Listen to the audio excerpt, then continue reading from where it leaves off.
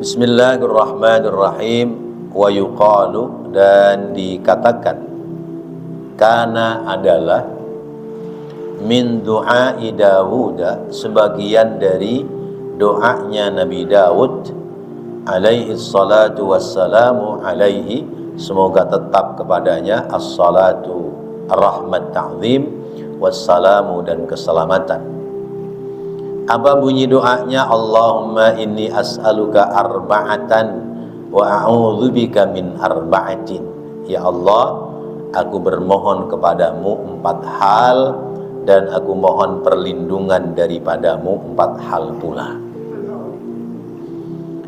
Ammal lawati, adapun 4 hal yang pertama,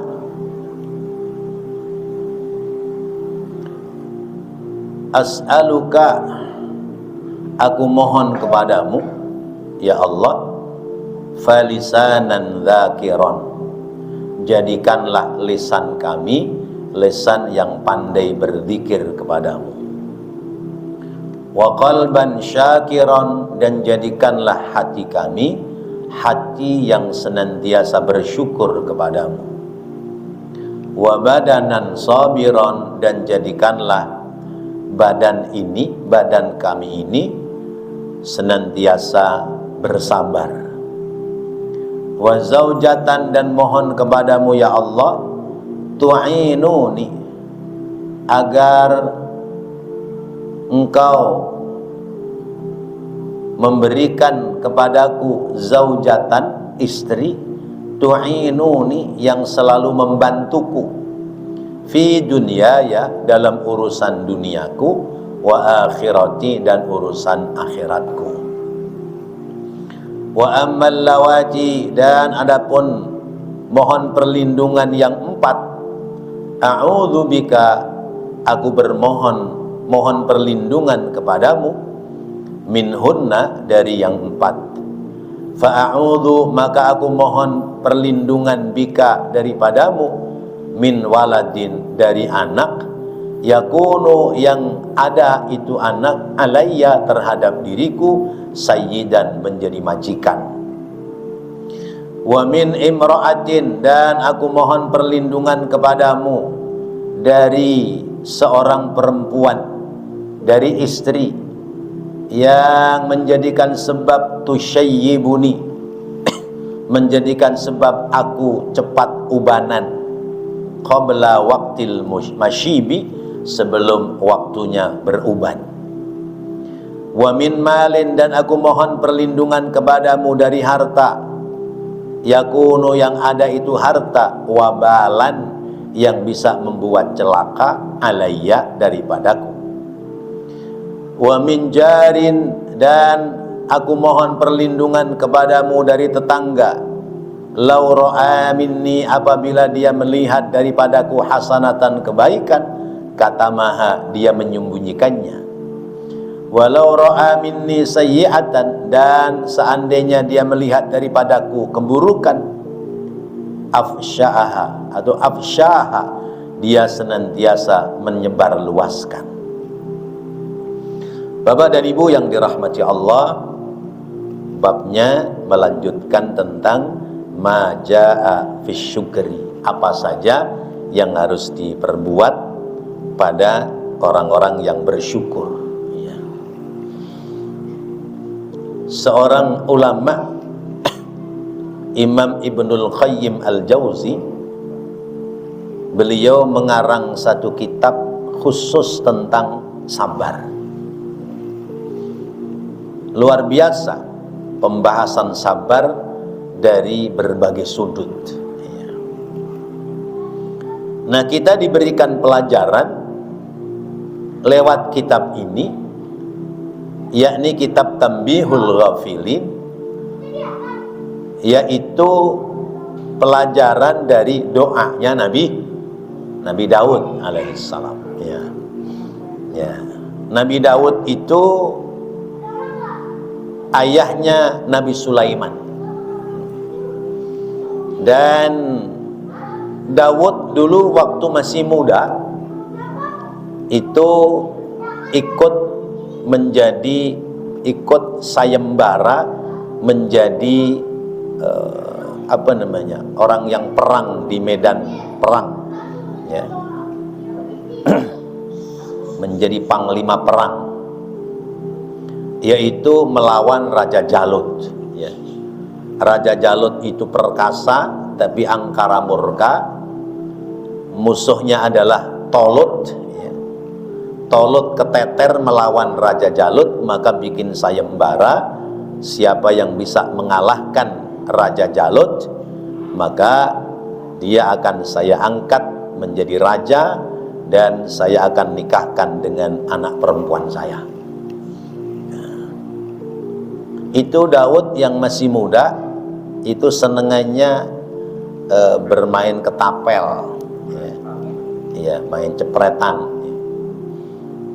Dia ikut maju dalam perang, mengikuti sayembara. Lalu dalam sayembara Daud bisa mengalahkan Raja Jalut, ya. Itu pakai ketapel. Jadi ketika mau jalan, dia lihat ada batu. Batu itu ngomong, "Ya Daud, ana hajarus Sulaiman, khudh minka." Daud, saya ini batu Sulaiman, ya. Ambil aja, ya. Ambil aja, barangkali bisa menolongmu untuk mengalahkan Raja Jalut. Diambil itu.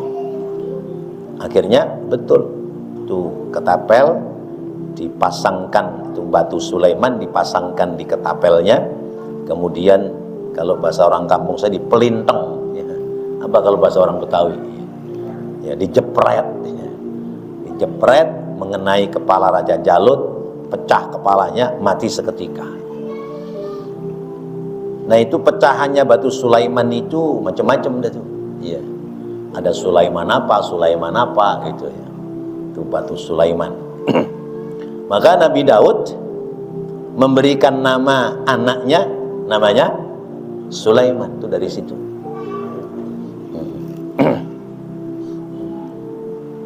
Sulaiman itu kan dari kata Salman, ya, Salman yang kecil, Sulaiman, ya, ya asal katanya ya selamat, ya. Nah, alhamdulillah di Jawa ada kotanya Nabi Sulaiman, namanya kota Sleman, Jogja. Ya, Sleman itu katanya dulu pernah disinggahi Nabi Sulaiman. Wallahu a'lam.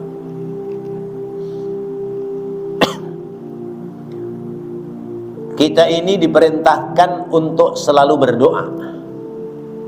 Kata Allah, ud'uni astajib lakum. Berdoalah kepadaku, nanti aku yang akan memenuhi doamu. Kita sebagai hamba, salah satu bentuk pengakuan hamba terhadap Sang Pencipta adalah doa.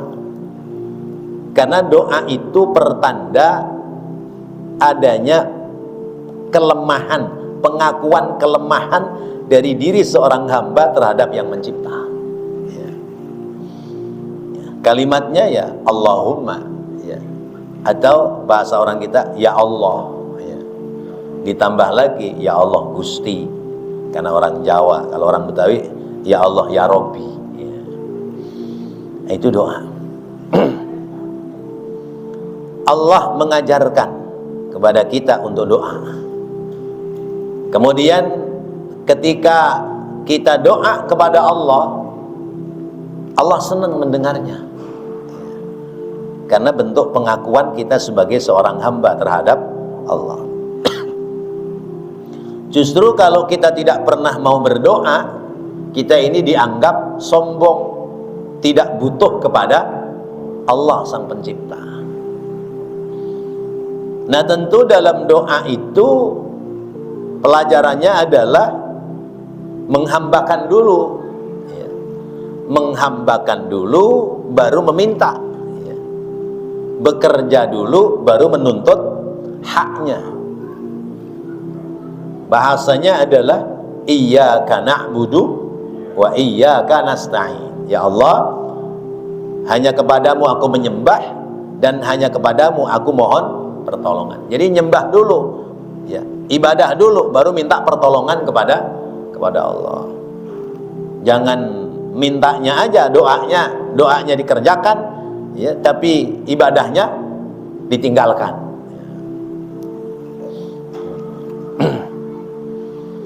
Seorang karyawan dia memperoleh gaji karena dia menjalankan tugas perintah dari majikannya. Seorang anak diberikan harta oleh orang tua karena dia nurutin apa yang menjadi kemauan orang tua. Nah, begitu pula kita kepada Allah. Kita kepada Allah ibadah dulu, baru doa, minta. Jangan mintanya kenceng, ya, ibadahnya kendor. Bahkan ketika kita sudah beribadah, kita belum minta, sudah dibagi oleh Allah Subhanahu wa ta'ala. Karena ibadah itu tanda syukur kita kepada Allah. Sementara Allah yang menyebutkan la in syakartum la azidannakum wa la in kafartum inna adzabi lasyadid. Kalau kita pandai bersyukur, maka akan ditambah kenikmatan dari Allah. Belum minta, kalau kita bisa berterima kasih kepada Allah, Allah siap akan menambahi kenikmatan kepada kita. Tapi kalau kita kufur nikmat, nanti nikmat yang sudah ada di diri kita dicabut oleh Allah pelan-pelan, ya. Dikurangi lagi kenikmatannya. Itulah makna inna adzabi lasyadid. Siksa Allah itu pedih. Artinya apa? Kenikmatan yang sudah ada di diri kita dicabut satu persatu, karena kita kufur nikmat. Nah, doa itu termasuk bagian dari ibadah, karena Allah yang perintah.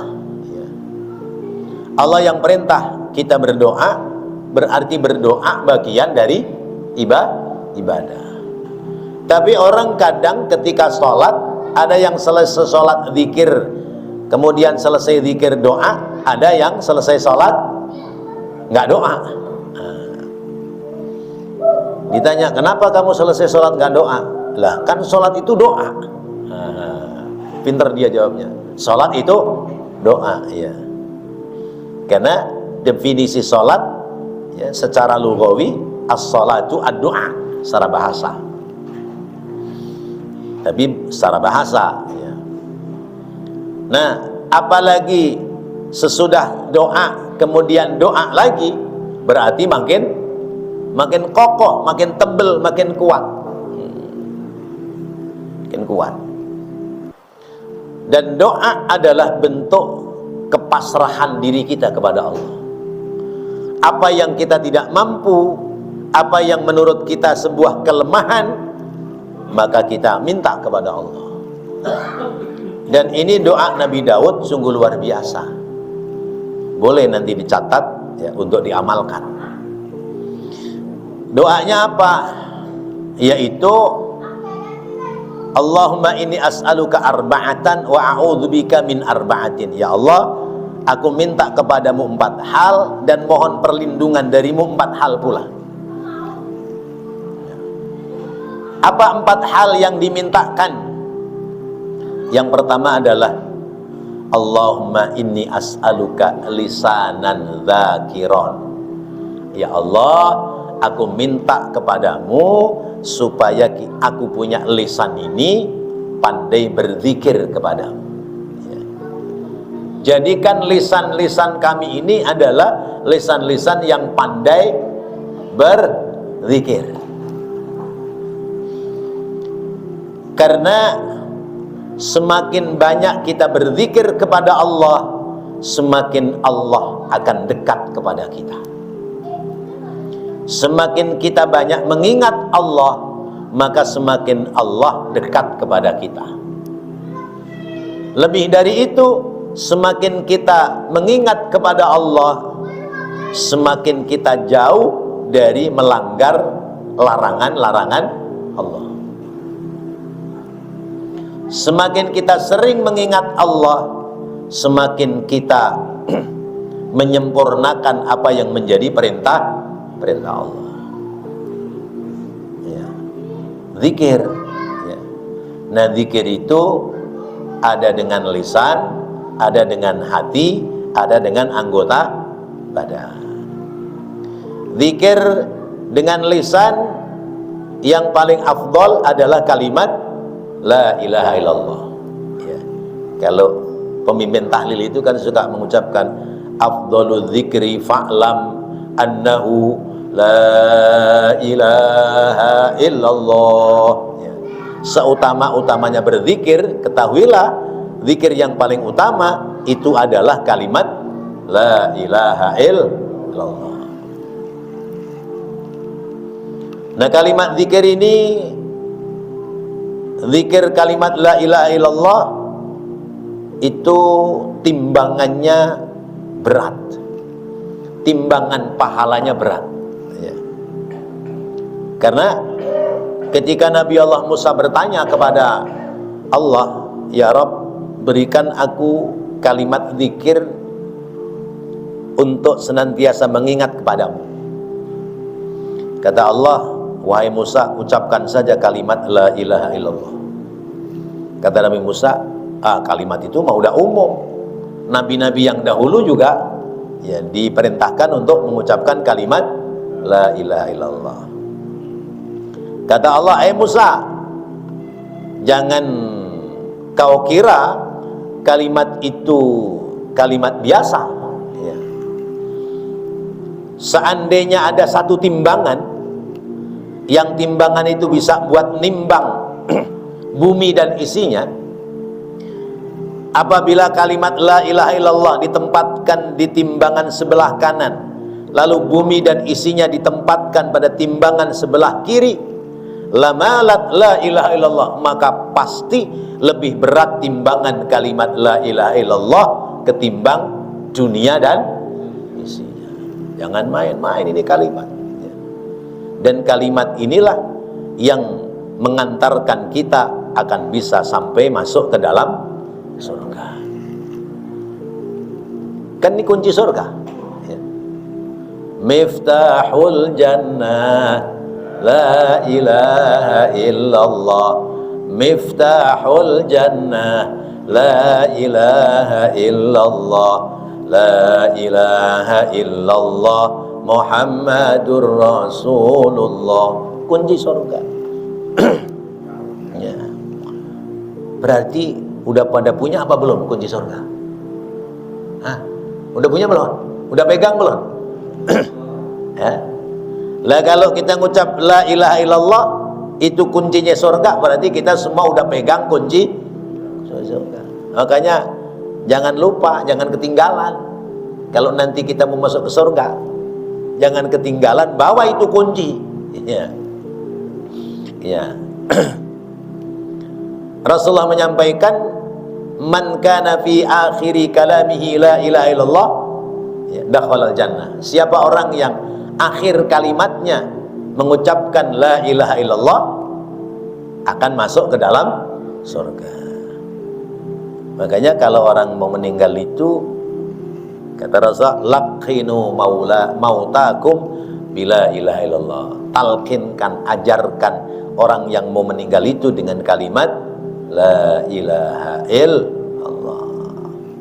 Karena ketika akhir kalimat kita la ilaha illallah, bisa dipastikan bakal masuk ke dalam surga.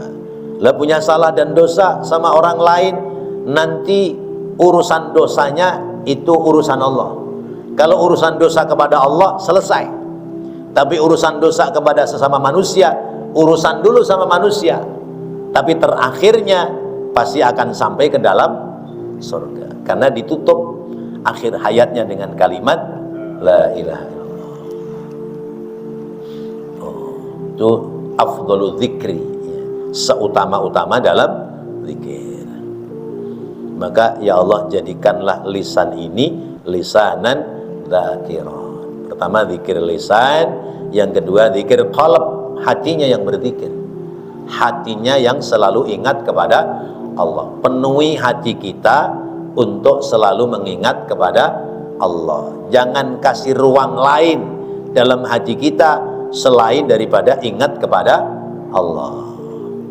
Tapi kadang-kadang hati ini lebih ingat kepada urusan dunia. Kalau udah ingat urusan dunia mah udah hilang itu ingatnya kepada Allah. Ya. Kalau udah urusan dunia hilang, ya, ya urusan-urusan akhirat, karena lupa untuk mengingat Allah. Yang ketiga, zikrul jawari, mengingat kepada Allah itu lewat anggota badan. Salat, gerakan salat adalah zikir kepada Allah. Jalan menuju majelis taklim, gerak jalannya ini adalah zikir kepada Allah. Duduk di majelis taklim, pertanda kita sedang zikir kepada Allah. Sedekah lewat harta kita, pertanda itu adalah sedang berzikir kepada Allah lewat kita punya harta. Terus seperti itu. Itu pertama. Kemudian yang kedua, wa qalban syakiran. Ya Allah, jadikanlah hati ini hati orang yang senantiasa bersyukur kepada Allah. Ya. Hati senantiasa bersyukur kepada Allah. Sudah pernah saya sampaikan, ya, kalimat syukur itu dua. Yang pertama adalah alhamdulillahi ala kulli hal, ya. Yang kedua alhamdulillahi bi ni'matihi tatimmus shalihat, ya. Atau yang pertama alhamdulillahi bi ni'matihi tatimmus shalihat. Yang kedua alhamdulillahi ala kulli hal. Alhamdulillahi bi ni'matihi tatimmus shalihat.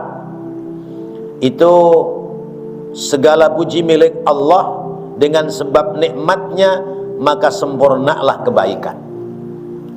Ini kalimat syukur di saat kita mendapatkan nikmat. Lalu alhamdulillahi ala kulli hal, segala puji bagi Allah dalam semua keadaan. Itu syukur kepada Allah saat kita mendapati musibah. Saat musibah sekalipun masih bisa bersyukur kepada Allah. Kalau bahasa orang Jawa, untung, bejo, untung, ya. Si anu tabrakan, gitu. Tabrakan di mana? Oh no, di Bundaran Selipi. Ya.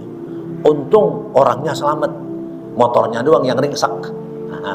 Itu namanya alhamdulillah ala kulli hal. Jadi sekalipun dapat musibah masih ada untungnya, masih ada nilai kenikmatan yang dia peroleh. Itu namanya tetap bersyukur kepada Allah sekalipun posisinya sedang dalam musibah. Sehingga tidak sumpah serapah, tidak kesal, tidak marah. Karena apa? Semua dikembalikan kepada Allah. Kullu syai'in bimasyiatillah. Segala sesuatu yang terjadi semuanya atas kehendak Allah. Orang musibah, ya, mana ada orang minta musibah? Kan nggak ada, ya. Berarti musibah itu ya yang sudah terjadi, ibromnya begitu ya sudah terjadi, ya. Suruh diulangin ya nggak bisa, ya. Ya. Jangan kemudian menyalahkan, ya, mudah menyalahkan. Tadi sih naik motornya ngebut, misalnya, pantas saja musibah. Yang nggak ngebut juga kalau mau musibah, tetap aja musibah. Karena orang di jalan itu, ya, celakanya kalau nggak nabrak, ditabrak. Cuma dua itu, kalau nggak nabrak, ditabrak. Udah hati-hati, ya. Jalan udah pelan-pelan, di pinggir malah ditabrak.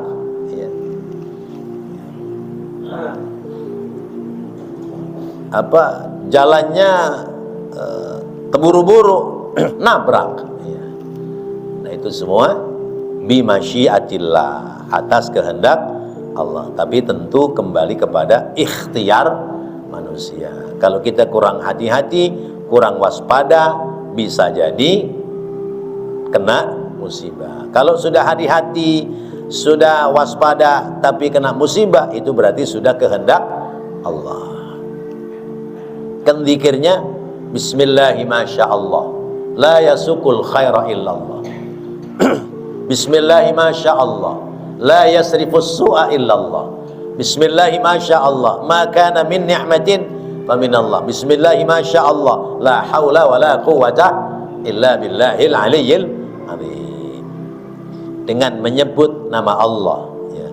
Masya Allah, apa-apa itu atas kehendak Allah. La yasuqul khaira, tidak akan datang kebaikan illallah, kecuali atas kehendak Allah.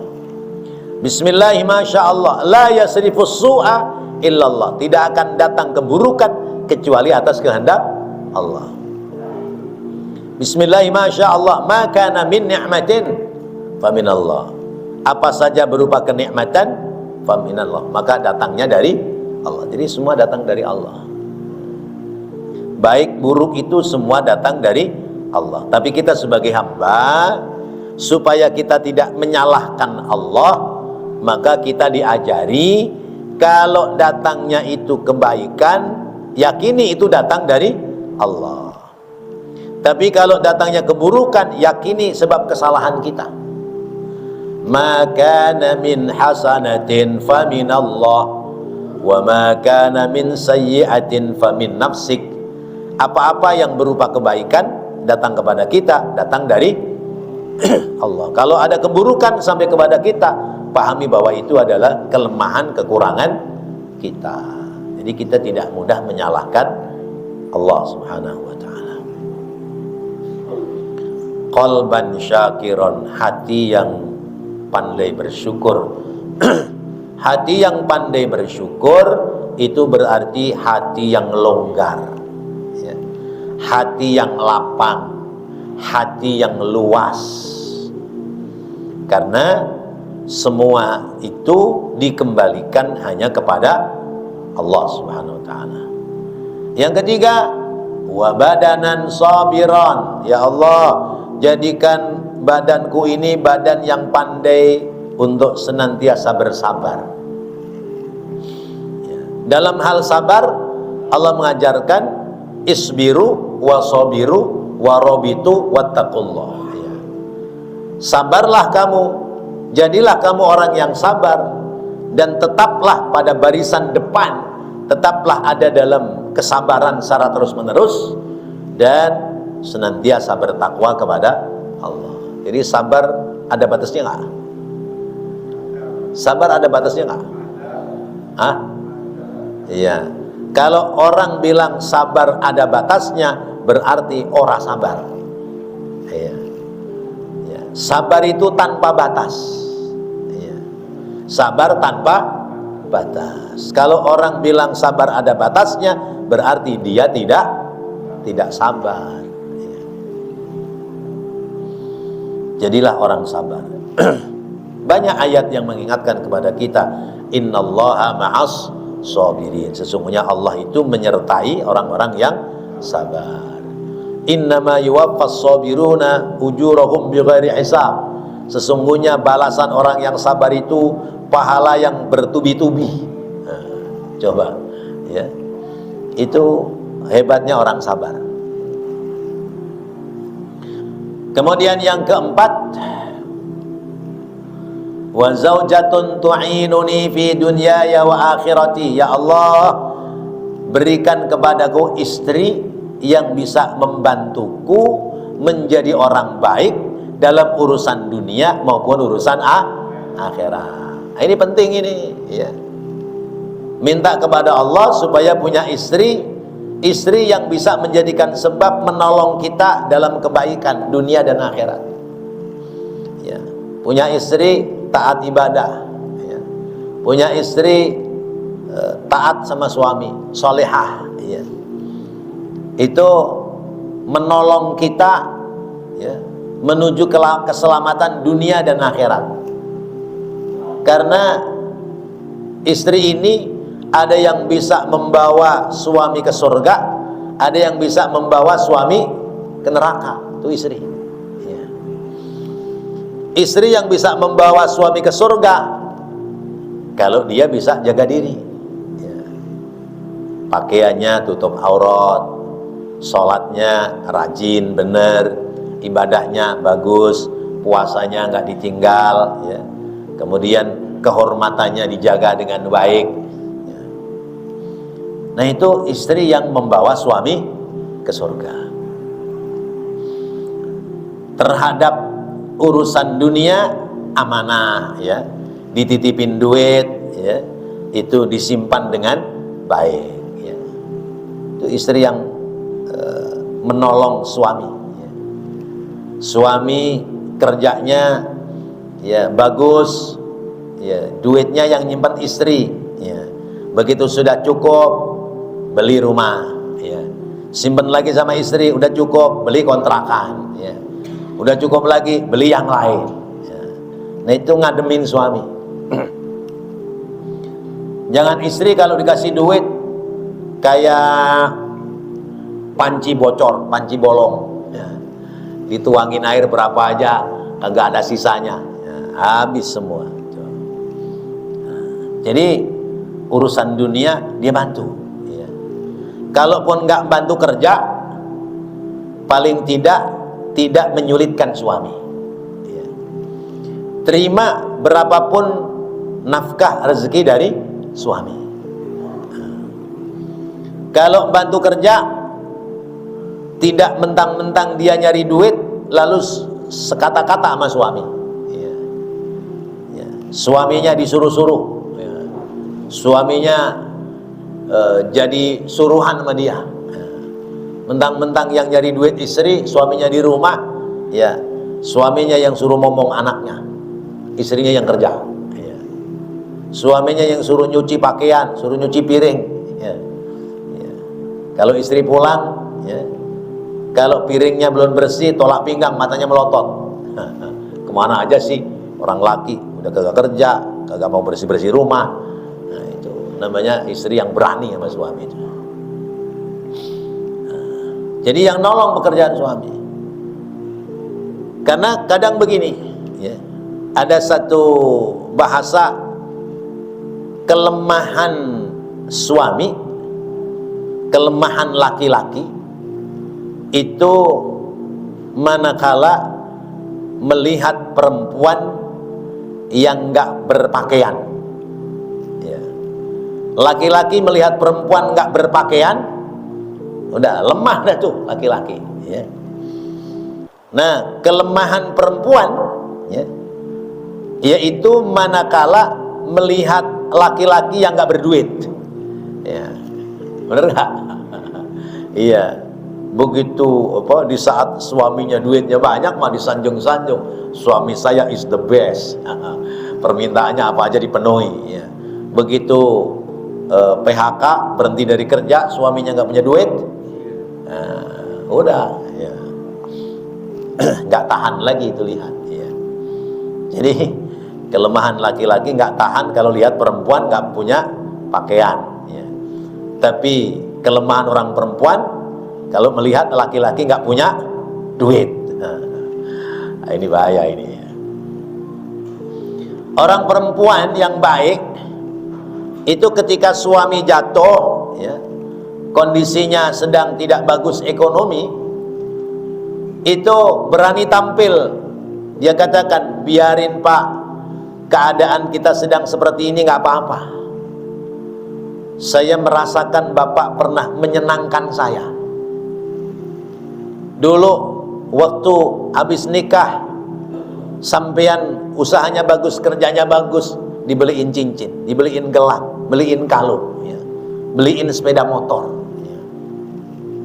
Sekarang kondisinya sedang lemah, sedang tidak punya apa-apa, saya terima, karena Bapak biar bagaimana sekecil apapun sudah pernah nyenengin, membahagiakan saya. Wah, ini cakep. Jangan apa itu neng manis abang sayang, ya. Ya, kalau abang duitnya banyak disayang-sayang, kalau abang nggak punya duit ditendang, nah, itu nggak pas itu. Jadi urusan dunia istri tampil, ketika suaminya posisinya lemah, istri tampil membesarkan hati suami, jadi suaminya seneng. Kemudian urusan akhirat, ya, ya Allah, ya, berikan aku istri yang bisa mendorong aku untuk lebih giat dalam urusan akhirat. Ya udah bang, nggak apa-apa dah, hari ini rezekinya belum bagus, yang penting abang jangan tinggalin ibadah. Ya. No, udah adzan maghrib, no, udah buruan bang, sono jalan ke masjid. Tuh, namanya mendorong suami untuk menjadi lebih baik dalam urusan ibadah. Bagus nggak ini doa nih? Iya. Minta kepada Allah pertolongan 4 hal. Pertama, lisan yang pandai berzikir. Yang kedua adalah hati yang pandai bersyukur. Yang ketiga adalah badan yang selalu sabar. Yang keempat adalah istri yang membantu dalam kebaikan dunia dan akhirat.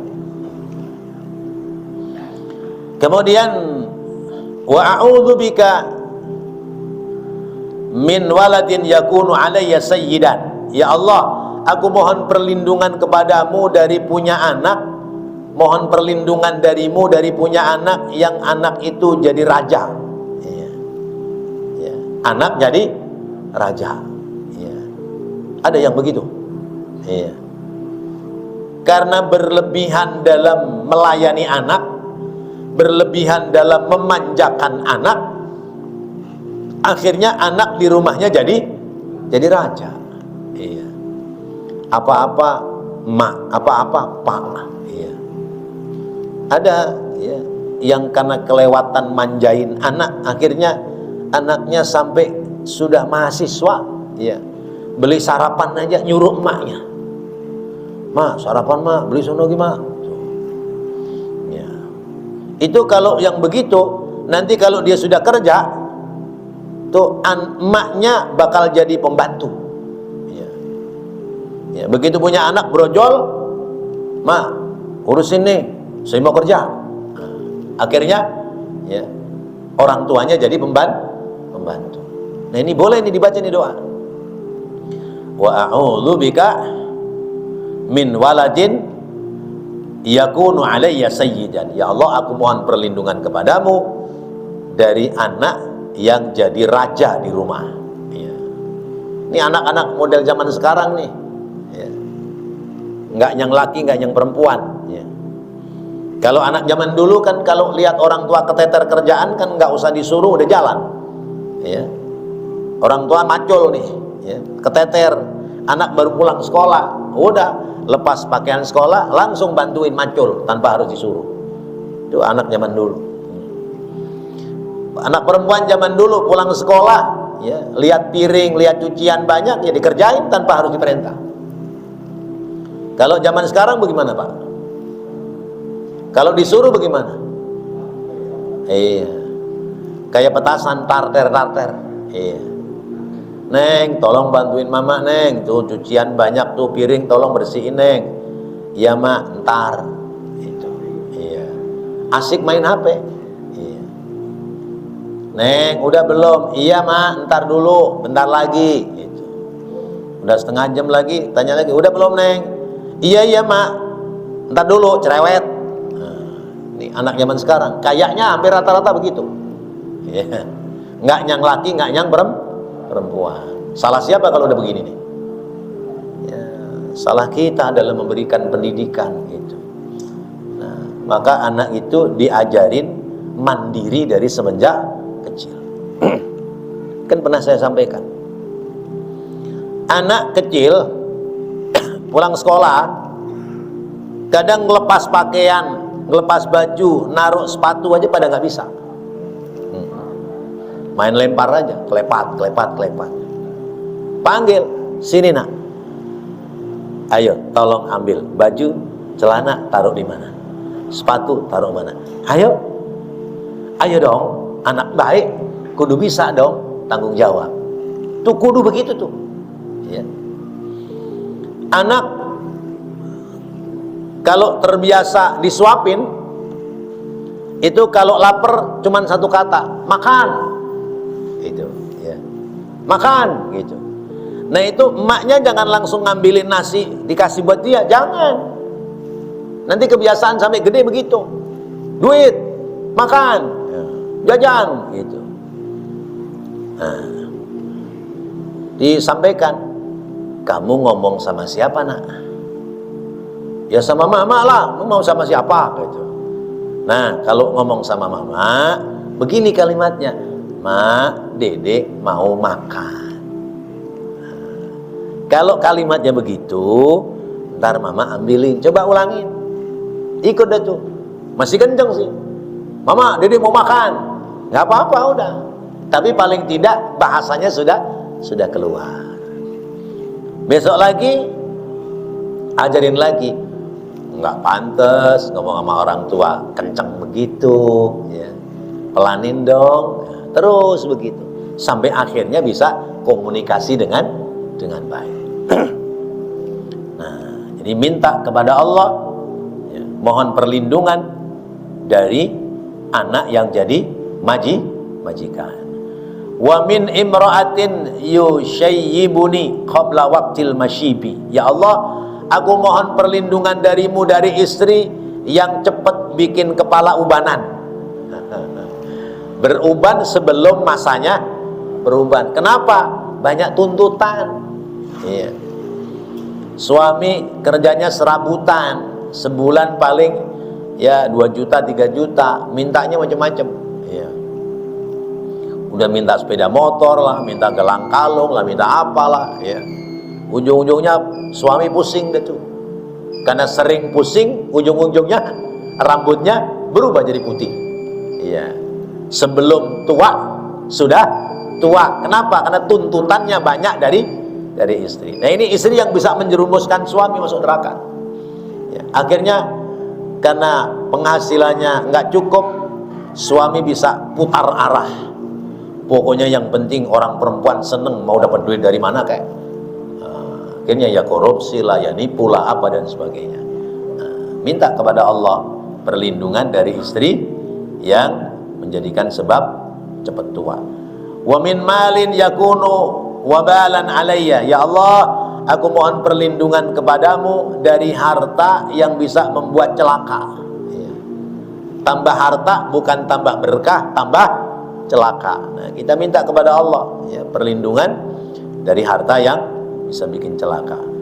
Dan yang keempat, wa min jarin law ra'ani minni law ra'a minni hasanatan katamaha walau ra'a minni sayyi'atan absyaha. Ya Allah, aku mohon perlindungan darimu dari tetangga yang kalau lihat kebaikanku dia sembunyikan, tapi kalau melihat keburukanku dia jual kemana-mana.